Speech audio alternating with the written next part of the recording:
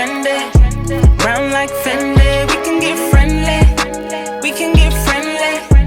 If you wanna friend me, yeah, you know I'm trendy. Yeah, you know I'm trendy. Brown like Fendi. Okay, what's really good though is your girl Yezzir, and you are watching or listening to Trendy Talks.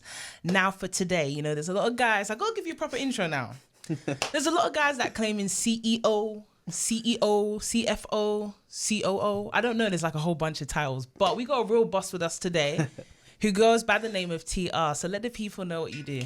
Hello. How you doing, people? How you doing? That was an amazing intro. I can't lie to you. One of the best I've heard. Got to do it properly, you know. Yeah, I'm TR.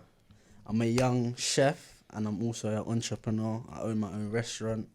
I've got 2 locations at the moment. One in East London and one in South London. So where's the one in East? Poplar, and the one in South is in Brockley.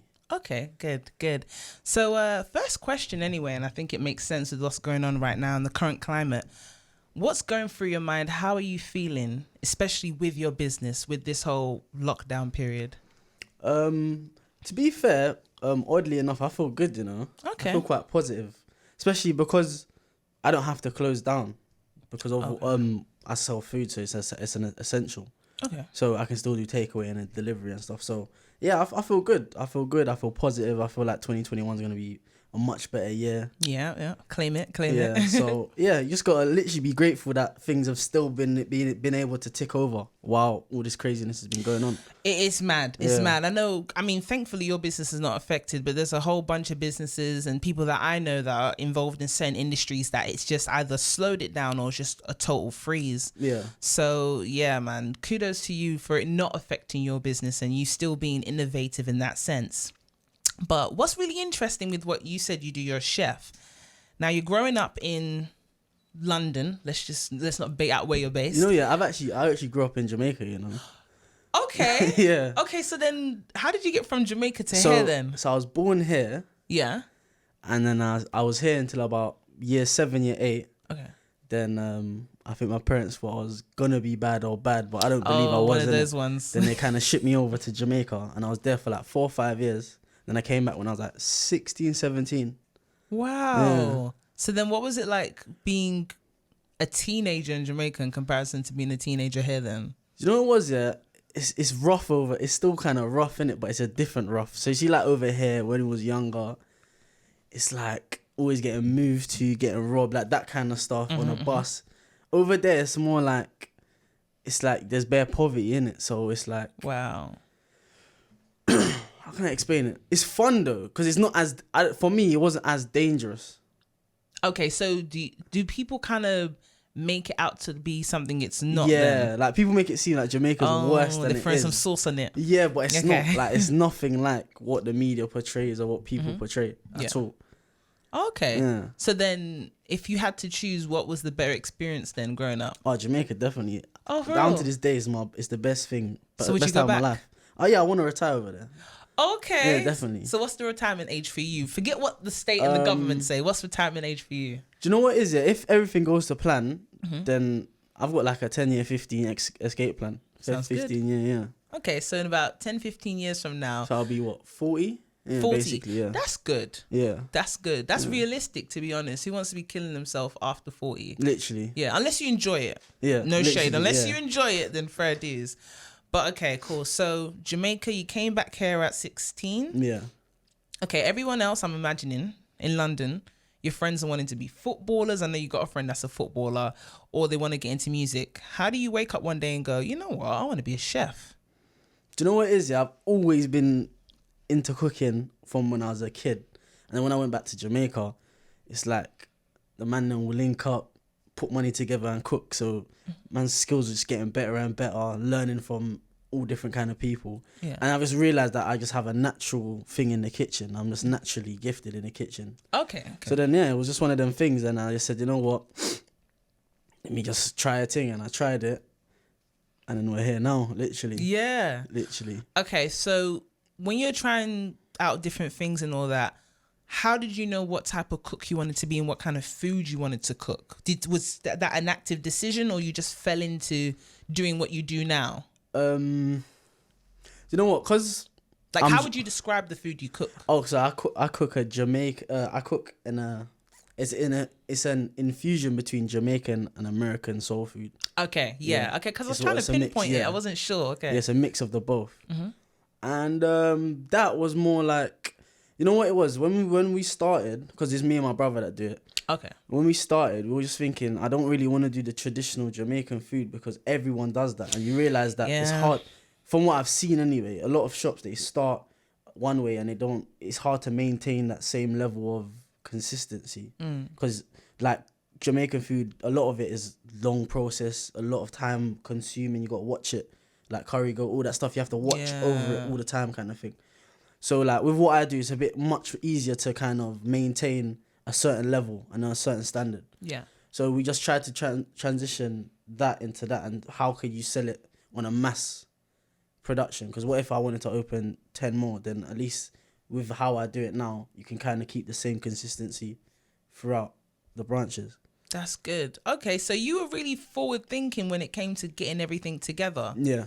Okay, because you're still relatively young, and it's like, okay, how do you go from, what was the starting point with the cooking? Were you doing it out of your kitchen or in another person's place? Yeah, so how we started is, I used to do barbecues every year for my birthday, and when it used to be hot, I would just do a barbecue, tell people to roll. Yeah. And then people used to love the food, and I was like, you know what, let me do one more barbecue, kind of just introducing what I kind of do. I done it, got good feedback. Then literally, I said, you know what, let me just start it from home, see how it goes. And then literally the first day it kicked off, and it was just mad after that. After like about a year and a half, my car park was full every Saturday, every Wednesday. The car park was mad, complaining. Neighbours were complaining and that. So we had to find somewhere new in it before they started to complain to the council or whatever. So then I found the East location. Yeah. And that just kind of kicked off straight away as well. No, funny enough, I got a funny story. So the first day at the Poplar location, when we first moved, Yeah. the first day we opened, and it was dead. No one pulled up. Like literally about 4 people pulled up. So you've announced it to everyone at this point? Yeah, like 4 people pulled up. Me and my brother literally sat in the kitchen. He was like, oh my God. Like, did we make a good decision crossing the water? Yeah. We literally just crossing the water, and was like, oh. He was like, alright, cool, let's give it 1 week. If 1 week, we'll go back home and just start grinding from the house again. Okay. Then the day after, it just went mad. And then since then, Okay, so then you're gonna have to back it up for me a little bit, TR, because how do you go from your kitchen to you now got a fully fledged shop in Poplar? Like, yeah. how did you get to that point? Oh, so you see Poplar, it's not a shop, it's like I'm in a commercial unit, and I run it with Just Eat, Delivery, Uber Eats, all that stuff. Okay. But the shop is the flagship shop is in Broccoli. Okay. But Poplar's more like, it's a just industrial kitchen where I sell from. So for the people out there, because obviously we're having inspiring conversations right now, you got to inspire the people out there. How did you get from your kitchen to the industrial place you're in now? Like, how does somebody get there? Cool. So what happened, how we done it was, we were searching like Gumtree, Indie, all them places that do like rental places. And we come up with one place. We come up with one place. It was just an empty place. Yeah. It was empty, nothing in there. And we went to view it, and my brother was like, I'm not sure about this place. But then I kind of saw a vision in it. I was like, no, we could actually turn this into a kitchen. So we was looking, and I told the guy, cool, we'll take it. And then I was just trying to figure out how we're going to turn it into, because literally, it was literally an empty space. A shell of a place. Like, it was literally nothing in there. Cool. But a couple plugs, that's it. Wow. And the floor was concrete, like, you know, like outside floor. It wasn't even like hella cold up in there. Yeah. It was proper like. So I was kind of trying to figure it out. Went on YouTube, like Googling, how can you turn rooms into a kitchen? And I got a bit of inspiration, and then we just built it from there, literally. And then from then, obviously you have to register up with the local authority. Oh, okay. Get your hygiene rating and all that. Yeah. I got a 5. You get me? you listen, brag about that. Toot your trumpet. 5. Hella clean up in there. Order your food. Literally, you have to do all of that, register up, get an account and all that stuff. It's a lot. It's a lot. It's a long process. Trying to find proper wholesalers now, because obviously it's not a 1 day a week thing no more. It's a 5-6 days a week thing. So you have to kind of find best prices, shop around, lose a bit of money, invest a bit of money, buy certain equipment that is kind of dead until you learn that there's better ones. Yeah. Literally, it's a learning process. And So I'm still it's learning now. Yeah.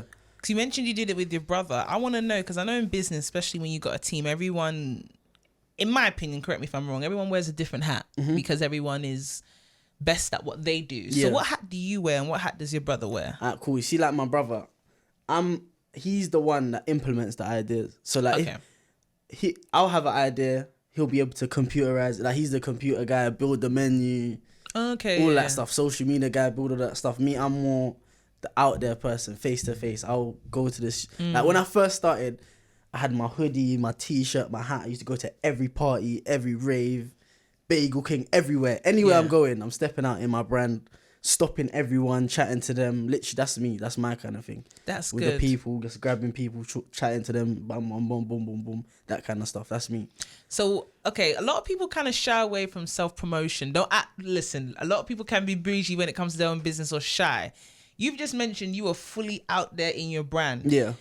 Did you ever have times where you felt like, man, I don't really feel like promoting it today, or someone's giving you the reaction or response you didn't want when you were trying to push your business? Yeah, you always get that person that just kind of fob you off or whatever. But at the end of the day, the way I see it is, when I'm at the top, it don't matter how I got there. I might look mad trying to chat to everyone and all that, but at the end of the day, when I get to where I want to get to, I know that was the reason why I got there, because we were grinding from the start. No shame, no embarrassment. It is what it is, and it? We're just out here. Literally. Sorry, we got to echo that one. No shame, no embarrassment. Listen, if you want something to work, you just heard it from him yourself. No, facts. You got to push your thing. If you want your thing to blow, like, you got to find ways to do it, innit? If it's embarrassing, so what? If it's something that is out of the ordinary, so what? Just do what you need to do, because at the end of the day, when you're at the top, what can anyone say? Everyone's going to be like, oh yeah, I used to see him do his thing, you know, I used to... You get me? So at the end of the day, it is what it is. Now I'm with you, because a lot of people would have mentioned that. This is raw and ready. Choma, do you mind just closing the door, please? Sorry. Listen, we want people to get the best right now, so I have to say it. But moving on from that, I really like that point that you brought up. And with business, consistency is another thing, because I know you got your YouTube channel. Yeah. And you got the restaurant. So what made you go, oh, you know what? I want to show people like my secrets and stuff. Like, did you feel like, oh, I'm showing a bit too much? Like, what was the reason for now having the channel? To be fair, I've had the idea for the channel for years. But because where it got so busy, I had literally no time to really do it properly and be consistent with it. So then when lockdown came in, I said, you know what, let me just do it, because this is the perfect time. I ain't got nothing else to do, really. It's not as busy because obviously certain things. So at first we had to kind of close down until we got the news that we could reopen. So when we closed down, I said, let me just start this YouTube thing. So I started it. I was dropping vids. And yeah, now it's kind of hard to keep up with it. I'm not going to lie. Yeah. So I haven't dropped a vid in like a month or two. It's a bit bad. But there's plenty there. Yeah, there's Make plenty, sure you go there to watch. Yeah. And yeah, so I just need to get back to it, because there's other things I kind of want to do on YouTube as well. I won't really drop that kind of info. No, you don't have to. You don't give them all the secrets exactly, and that. Yeah. But by when everything gets back to normal, we're coming proper on the YouTube thing. Okay. Yeah. Because I wanted to ask you make a lot of tasty food, yummy food, a lot of hearty food. I'm looking at you. You're not big, Tia, but how do you keep in shape when you cook the food you big cook? Back in the day, you know. You were a big boy. Yeah. Okay. Anyone that knows me from school, I was fat. Like, I was big. For real? Yeah. I was How'd you lose the weight? Wait, I can't lie to you. So cool. When I was in school, like, because I went to school in Jamaica. Obviously, everyone used to love me for my accent, whatever. Girls used to love it, but man would never get past the friendship stage. Ooh. So I was like, man needs to pattern up. So one summer, just went ham, playing football every day, running every day, working out with the man every day. And that summer, I just lost literally all the weight. And then, so to maintain it, I just go gym, I do runs, whatever, workout. I've got a lot of footballer friends, athlete friends. I got a lot of athlete friends, so they don't even let me fall off anyway. So I'm always working out with them or whatever, talking to them on the phone. You get me? Just telling me what I need to do and that. And it's food-wise. My diet's not the best, but it's good. It's good enough. Good enough. Yeah. Now I appreciate the honesty with that one, because I was looking at the food. I was like, there's wangs, there's mac and cheese, everything. I'm like, how does he do it? But no, that's an interesting one as well. Speaking of meals, I'm sure you know about like the whole free school meals situation going on with Marcus Rashford and that. When you heard that our government in this century is saying, you know what, we don't even want to feed the kiddies, you know? What was going through your mind when you heard that? It's mad because ever since I've known life, I've known there's free school meals. Do you know what I mean? When I went to Jamaica, obviously it wasn't for no free school meals. Yeah. But like in primary school, I was chopping up them sprinkle cake and all that stuff. You get me, on a free thing. So it's like when you hear it, it's like, bro, like what are they really trying to do to people? Like, because things are only getting more expensive and harder. Yeah. Things were easier back in the day than now. Yeah. Facts. So like you're taking everything away from people, but you're not giving anyone anything. So it's like, what do you want the people to do? You just want, it's like eventually you just want people to start stealing, and that's because that's what it will get to. The more you take from the people and the less you give, that's what happens, isn't it? Yeah. Because when you go to like poverty-stricken countries and areas, you see that like robbery and theft is normal because you ain't giving the people nothing, so we gotta take it for ourselves. Did you get it? Yeah. So I don't know what they're trying to do, but obviously announcements came out that Marcus Rashford spoke to Boris Johnson the other day, so Yeah. I think they're on board now. Yeah. They got embarrassed to be on board as well. Yeah. No, because I wanted to know from a point of view of someone that even provides food and that. It's like, it's crazy that something that is a necessity, which is why you're still open, is something we have to debate about right now, which is crazy. No, it's crazy. It is. And as I said, I don't understand why you would say no. But you've got fund to find, obviously it sounds bad, but you got a fund to find Madeleine McCann for how many years, spending all the country's bread on this girl that no one even knows if it's real or not. Yeah. You don't even know if the story's real or not. But you want to cancel free school meals for the little children. Do you know what I mean? I don't get it. Now, you know what? When you make that comparison, it's a strong one. It's definitely a strong one. I like how you just jumped into that one. Everyone behind the camera was like, "Ooh, I mean, he did say it." But no, it's facts. It's facts with that one. But with that, I got Choma to scratch me from. What's your opinion, Choma? He's right. The people agree with you. No, the people agree with you. No, it's true though. You gotta spit facts, innit? You get me? I'm on a real talk show. Man has to talk real. Obviously, only the real giving them. Me, come on. But with that one as well, the main thing I wanted to talk about having you here is destiny. Mm-hmm. And I wanted to know, in your opinion, does destiny exist? Are we all destined to be someone or do something in life? Yeah and no, because you know what I don't like? I don't like when people try to box people in. Okay. So because I do this, I can't do this. And because I do this, I can't do that. But I do feel like people do have natural gifts and talents, what they're supposed to do in life. Like you can see it. Some people might be extra caring. Some people might be extra just on that. Like every time there's an opportunity, they just know how to monetize from it. Yeah. So I feel like people are destined to be things. Like I'm destined to be a billionaire. Do you know what I mean? Oh, come on, you claim it. I like you know that. What I'm saying? I like that. But like in terms of like what you do, yeah and no. As I said, yeah and no. Because there's some people that's very talented, like say in football, they're just naturally gifted. Like they must be destined to be a footballer. But they shouldn't be boxed into just being a footballer because they might have interest in like say rapping, or they want to dance, or they want to, do you know what I mean? Yeah. That's one thing I don't like about this country as well. I feel like they box in people too much. Okay. Just because you do one thing, you can't do another thing. Is there anyone you got in mind? Just football, like footballers in general. Like in America, you have basketballers doing their own podcasts, rapping, and no one has anything to say. But over here, if a footballer wants to do something else, it's like, focus on football. Or if he doesn't score this weekend, he's like, this is why he's not scoring, because he's focusing on rap. It's nonsense. It's actually nonsense. Like, remember, people are allowed to do whatever they want, and at the end of the day, football's not a long career. Like a lot of things are not forever, innit? So you got to think of other ways to get money outside of what you do as well. Because as people, every rich person says, you can't be rich or sustain being a millionaire or from one income. Yeah.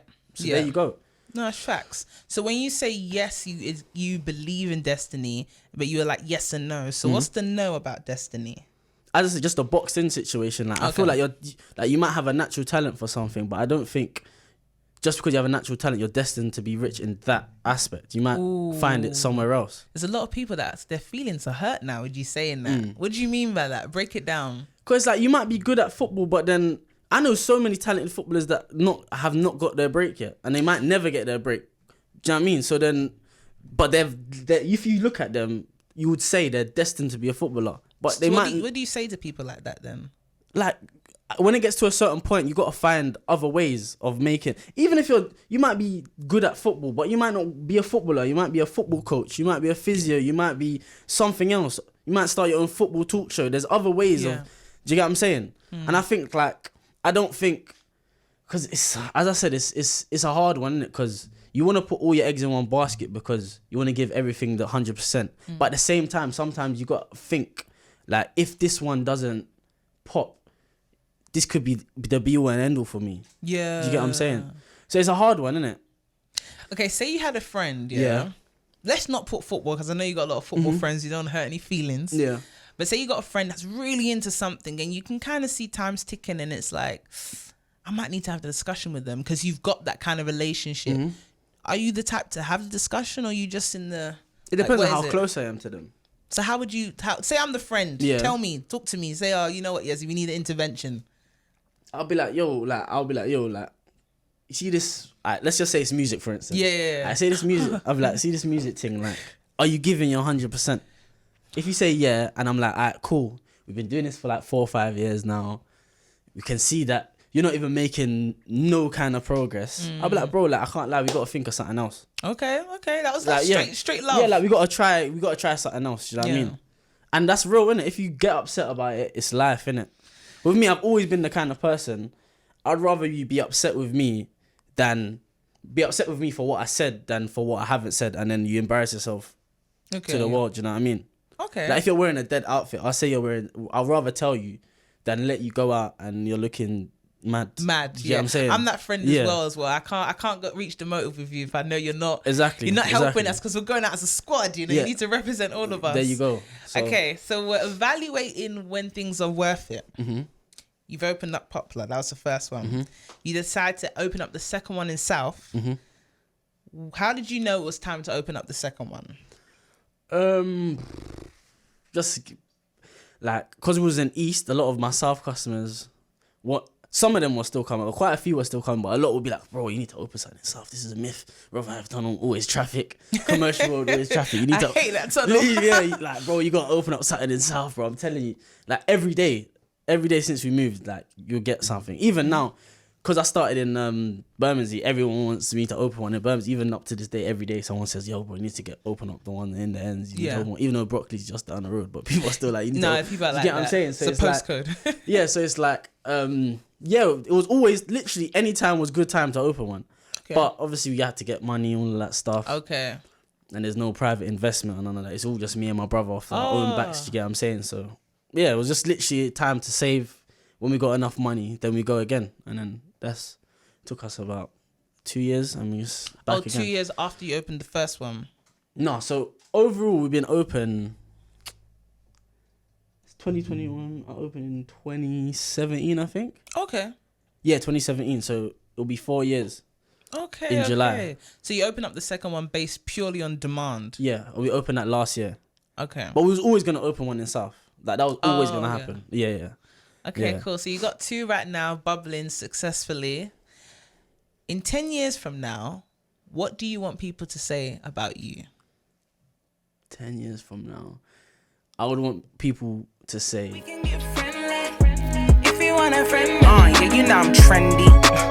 Brown like Fendi, like a button, touch a button, we can start something while you frontin'. Acting like a main night, whipping up a main, called you for one thing, get straight to the membrane. All about my money, whispering that I'm sweet like honey, I already